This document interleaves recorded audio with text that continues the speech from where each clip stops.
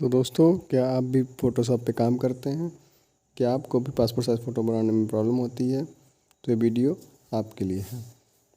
तो इस वीडियो में आपको अब बताएंगे कि 5x7 के पेज पे आप 18 फ़ोटो कैसे निकाल सकते हैं।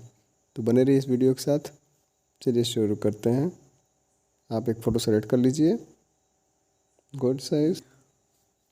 फ़ोटो को क्रॉप करने में कोई प्रॉब्लम होती है या आपको बैकग्राउंड हटाने में कोई प्रॉब्लम हो रहा है तो आप नीचे कमेंट कर सकते हैं। आपको इसके लिए कोई डेडिकेटेड वीडियो बना देंगे, बैकग्राउंड कैसे चेंज करें। तो दोस्तों, सबसे पहले ज़्यादा आपको ध्यान देना है कि जिस इमेज को आपको बनाना है उसका साइज़ आप यहाँ फोकस करिए। जो साइज़ है 2.8 सेंटीमीटर, 3.8 सेंटीमीटर, रेजोल्यूशन 300। तो दोस्तों, आपको इसमें कोई गड़बड़ी नहीं करना है। अगर ये गलती करेंगे तो आपका फ़ोटो की साइज़ ऊपर नीचे हो सकता है और हो सकता है आपको 5x7 पे फिट ना हो। दोस्तों, हम एक नया पेज लेंगे यहाँ पे, जैसा कि हमने बोला है 5x7 चूज़ करेंगे और ओके करेंगे। तो दोस्तों, ये पेज हम देख पा रहे हैं कि पोर्ट्रेट मोड पे है, तो हमें इसके लैंडस्केप पे करना है। हमने यहाँ पेज को रोटेट कर लिया है।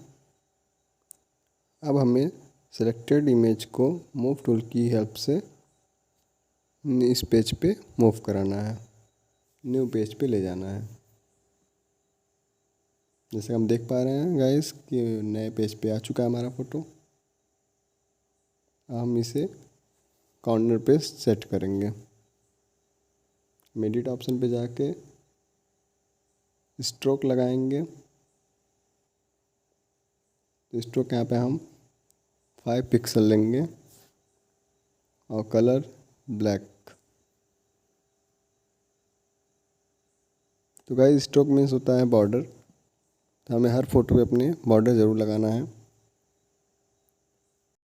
ताकि फ़ोटो को कट करने में आसानी हो। तो अभी दोस्तों, हमें फ़ोटो को अल्ट की के मदद से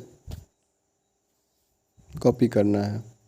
इसे कॉपी करने के लिए हम अल्ट की दबाएंगे और फ़ोटो को ड्रैग करेंगे, फिर अल्ट की दबाएंगे, फ़ोटो को ड्रैग करेंगे। इस तरह हमारा एक फ़ोटो कई फ़ोटो में बदल जाएगा। तो हम देख सकते हैं गाइस, हमारा फ़ोटो 6 हो चुका है। अब इसे फिर अल्ट की मदद से 6 6 12 हो जाएंगे और फिर एक बार करेंगे तो 18 हो जाएगा।